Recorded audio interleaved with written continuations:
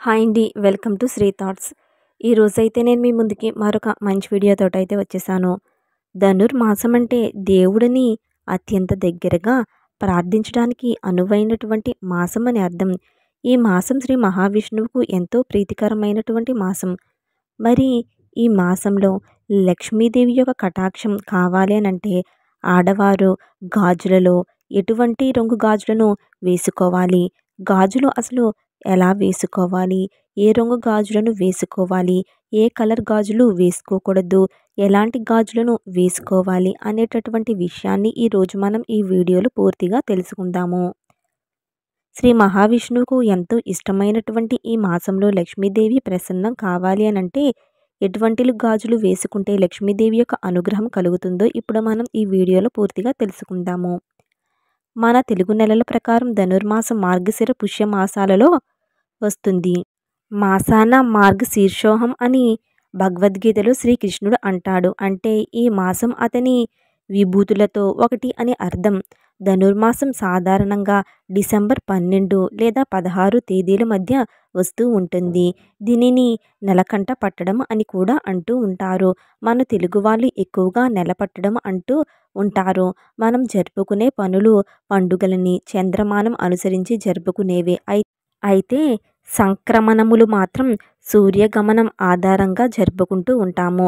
ధనుసు రాశిలో సూర్యుడు ప్రవేశించిన మాసాన్ని ప్రత్యేకంగా ధనుర్మాసం అని పిలుస్తూ ఉంటాము.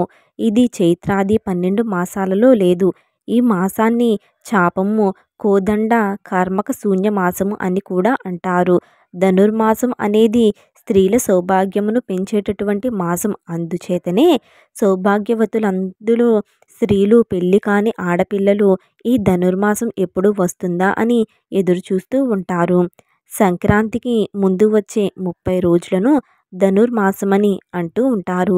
ఈ నెల రోజుల పాటు బాలికలు, మహిళలు, ఆడవారు తమ ఇళ్ల ముందు ప్రతిరోజు కూడా అందమైనటువంటి సంక్రాంతి ముగ్గులను వేసి ఆవు పేడతో గొబ్బెమ్మలను చేసి ఆ ముగ్గు మధ్యలో పెట్టి గొబ్బెమ్మల రూపంలో లక్ష్మీదేవిని భావించి పూలతో, పసుపు, కుంకుమలతో అమ్మవారిని పూజిస్తూ ఉంటారు. చివరి రోజున రథం ముగ్గు వేసి అమ్మవారిని ఊరేగిస్తున్నట్లుగా భావన చేసి ఒక ఇంటి ముందు రథం ముగ్గు తాడును ప్రక్కింటి వారు వేసిన రథం ముగ్గుకు కలిపి ఒక వరుసలో రథయాత్ర చేస్తారు. ఇది మహిళలకు ఆరోగ్యం కోసము వ్యాయామంగా కూడా ఉండేటట్లుగా చేసిన ఏర్పాటు. హరిదాసులు, హరిభక్తులు ఇండ్ల ముందుకు వచ్చి హరికీర్తనలు పాడుతూ హరినామ సంకీర్తనలు చేస్తూ ఇంటింటికి తిరుగుతూ ఉంటారు. సంక్రాంతి ముందర గంగిరెద్దుల వాళ్ళు ఊరేగింపుగా ప్రతి ఇంటికి కూడా వస్తారు. గంగిరెద్దులకు కొత్త బట్టలు గృహస్థులు ఇచ్చి సత్కరిస్తారు. ఈ ధనుర్మాసంలో ముఖ్యంగా విష్ణువుకు ధనుర్మాసం చాలా ప్రత్యేకమైనే చెప్పవచ్చు. ఈ నెలలో లక్ష్మీనారాయణలను తులసి దళాలతో పూజించడం పుణ్యప్రదం అని పండితులైతే మనకు తెలియచేస్తున్నారు. ఈ ధనుర్మాసంలో ఉభయ సంధ్యలలోనూ ఇల్లు శుభ్రం చేసుకుని దీపారాధన చేయటం వల్ల మహాలక్ష్మి యొక్క పరిపూర్ణమైనటువంటి అనుగ్రహం లభిస్తుందని, పేదరికం దూరం అవుతుందని విశ్వసిస్తూ ఉంటారు. పురాణములలోనూ ఆయుర్వేదాది శాస్త్రములలో చెప్పినట్లుగా ఈ నెలలో రాత్రి ఎక్కువగా ఉండి పగలు తక్కువగా ఉంటుంది. అందుచేతనే పులగమును గాని దద్దోజములు గాని దేవునికి నివేదించి తినాలని నియమమును తెలియచేశారు పెద్దలు. ఈ నెలలో వైష్ణవ దేవాలయంలో ప్రత్యేకమైనటువంటి కార్యక్రమాలు నిర్వహిస్తారు. శ్రీ ఆండాళ్ పాసురాలు చదువుతూ ఉంటారు. బ్రహ్మ ముహూర్తము ముందు స్వామివారికి పూజలు నిర్వహించి కట్టు పొంగలి, దీనినే మొగ్గల అన్నం అని, పప్పు పొంగలి అని కూడా అంటూ ఉంటారు. ఈ కట్టు పొంగలిని స్వామివారికి నివేదన చేసి తర్వాత భక్తులకు ప్రసాదముగా పంచిపెడుతూ ఉంటారు. ఈ మాసంలో రకరకాల ప్రసాదాలు చేసి ప్రజలందరికీ కూడా ప్రసాద రూపంలో పౌష్టిక ఆహారం అందచేయటం ఇందులోనూ ముఖ్య ఉద్దేశం. ప్రతి సంవత్సరం మార్గశిర మాసం నుండి పుష్యమాసం వరకు చలి చాలా ఉద్రిక్తంగా ఉంటుంది. చలికాలంలో మన శరీరంలో రక్తనాళాలలో మార్పిడి జరుగుతుంది. అందువల్ల ఈ సమయంలో శరీరానికి పుష్టినిచ్చేటటువంటి ఆహారమును బీదవారికి అందచేయడానికి మన ఋషులు, మునిపొంగవులు చేసిన ఏర్పాటు ఇది. అనుభవాన్ని సర్వవ్యాప్తం చేయటమే శరణాగతి. ధనుర్మాస వ్రతం శరణాగతికి ప్రతీక. ఈ మాసంలో ఆండాళ్ బాహ్య అనుభవంతో అంతర్గత అనుభవంతో 30 రోజులు తాదాత్మ్యం చెబుతూ పాసురాలను గానం చేసింది. సత్సంగం వలన భగవత్ సంగమం ప్రాప్తిస్తుందని ఈ పాసురాలు గీతిమాలిక తిరుప్పావని నిరూపిస్తుంది. తిరుప్పావనే అంటే శ్రీ వ్రతం. ఈ వ్రతాన్నే సిరినోము అంటారు. మార్గశిర కాలాన్ని ధనుర్మాసం అంటారు. మృగశిర నక్షత్రంతో కూడిన పూర్ణిమ ఉన్న ఈ మాసాన్ని మార్గశిర మాసం అని పిలుస్తూ ఉంటారు, లేదా మార్గశీర్షం అని కూడా పిలుస్తూ ఉంటారు. మార్గశిర మాసాన్నే శ్రీవ్రతం చెయ్యాలి. ఎందుకు అనంటే మార్గశిరం అంటే దారి లేక ఉపాయం, శీర్షం అంటే శిరంలాగా ప్రధానమైనది. శీర్షం అంటే మార్గశీర్షం అంటే భగవత్ ప్రాప్తిని కలిగించే శ్రేష్టమైనటువంటి మార్గం.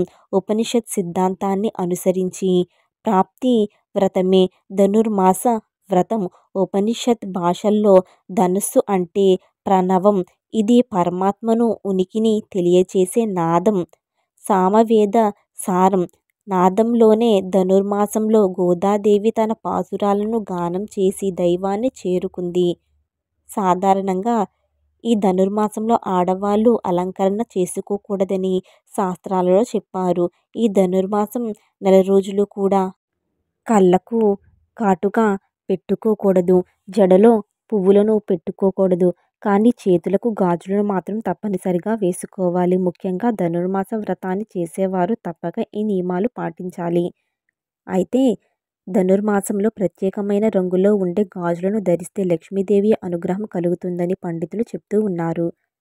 కొంతమంది దగ్గర బంగారం ఎక్కువగా ఉంటుంది. అలాంటి వారు ఓన్లీ అంటే బంగారం గాజులు మాత్రమే ధరిస్తూ ఉంటారు. కానీ ఈ ధనుర్మాసంలో అలా చెయ్యకూడదు.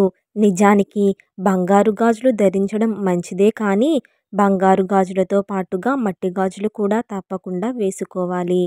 ధనుర్మాసంలో మట్టి గాజులు వేసుకోకపోతే లక్ష్మీ కటాక్షం లభించదు. మీ దగ్గర ఎన్ని బంగారు గాజులు ఉన్నా కూడా వాటితో పాటుగా మట్టి గాజులు కూడా వేసుకోవాలి. ధనుర్మాసంలో మట్టి గాజులు వేసుకోవాలి. ఆ మట్టి గాజులు కూడా కొన్ని కలర్స్లో ఉండే గాజులు వేసుకుంటే లక్ష్మీదేవి యొక్క కటాక్షం కలుగుతుంది. ధనుర్మాసంలో ఆడవారు ఎరుపు రంగు గాజులు వేసుకున్న, ఆకుపచ్చ రంగు గాజులు వేసుకున్న, పసుపు రంగు గాజులు వేసుకున్న, గోల్డ్ కలర్లో ఉన్నటువంటి గాజులు వేసుకున్న లక్ష్మీదేవి యొక్క కటాక్షం పుష్కలంగా కలుగుతుంది. ధనుర్మాసంలో ఆడవారు ఎరుపు రంగు గాజులు వేసుకుంటే సుమంగళి తత్వం ప్రాప్తిస్తుంది. పచ్చ రంగు గాజులు వేసుకుంటే వృత్తి, ఉద్యోగ, వ్యాపార రంగాలలో విశేషంగా రాణించగలుగుతారు. ధనుర్మాసంలో ఆడవారు పసుపు రంగు గాజులను వేసుకుంటే సంఘంలో పేరు ప్రఖ్యాతలు పెరుగుతాయి. అలానే ధనుర్మాసంలో స్త్రీలు బంగారం రంగులో ఉండేటటువంటి మట్టి గాజులను ధరిస్తే గనక విశేషంగా లక్ష్మీ కటాక్షం అనేది కలుగుతుంది. కనుక ధనుర్మాసంలో ఆడవారు ఎరుపు రంగు గాజులను కానీ, పచ్చ రంగు గాజులు కానీ, లేదా పసుపు రంగు గాజులను కానీ వేసుకోవచ్చు. ఈ రంగులో ఉండే గాజులను వేసుకోవాలి. కానీ ఆడవారు ఎట్టి పరిస్థితుల్లోనూ కూడాను ధనుర్మాసంలో నలుపు రంగులో ఉండే గాజులను అస్సలు ధరించకూడదు. అలానే నీలం రంగులో ఉండే గాజులను, గ్రే కలర్లో ఉండే గాజులను వేసుకోకూడదు. ఈ కలర్ గాజులు వేసుకుంటే సమస్యలు ఎక్కువగా వస్తాయి. కనుక ఇలాంటి గాజులు ధరిస్తే వెంటనే తీసేయండి. అలానే ఆడవారు మట్టి గాజులు వేసుకునేటప్పుడు కనీసం అర డజను మట్టి గాజులనైనా సరే ధరించాలి. అంటే 2 చేతుల గాజులు కలిపితే అర డజను గాజులు అయినా సరే ఉండాలి అని అర్థము. చేతికి అర డజను గాజులు వేసుకుంటే చాలా మంచిది. అంటే 2 చేతులు కలిపి డజను గాజులు వేసుకుంటే చాలా మంచిది. ఇంకా ఎక్కువగా ఉన్నా పర్వాలేదు, కానీ తక్కువ కాకుండా చూసుకోవాల్సి ఉంటుంది. చేతికి అర డజను గాజులు వేసుకోలేము అనుకునేవారు కనీసం 2 చేతులకు కలిపి అర డజను గాజులు అయినా సరే వేసుకోవాలి. అంటే ఆ చేతికి ఒక 3, ఈ చేతికి ఒక 3 గాజులను వేసుకోవాలి. ధనుర్మాసంలో ఆడవారు ఇలా గాజులను ధరిస్తే మీకు అంతా కూడా శుభమే జరుగుతుంది. లక్ష్మీదేవి యొక్క అనుగ్రహం సిద్ధిస్తుంది. కాబట్టి ధనుర్మాసంలో ఆడవారు గాజుల విషయాల్లో ఈ నియమాలను తప్పకుండా పాటించండి. వీడియో నచ్చినట్లయితే తప్పకుండా చిన్న లైక్ ఇవ్వటం అసలు మర్చిపోవద్దు. మొదటిసారిగా మా ఛానల్ని చూస్తున్నట్లయితే సబ్స్క్రైబ్ చేసుకుని పక్కనే ఉన్నటువంటి బెల్ ఐకాన్ క్లిక్ చేస్తే ఫర్దర్ నోటిఫికేషన్స్ అన్నీ కూడా మీకు అందుతాయి. Thank you for watching.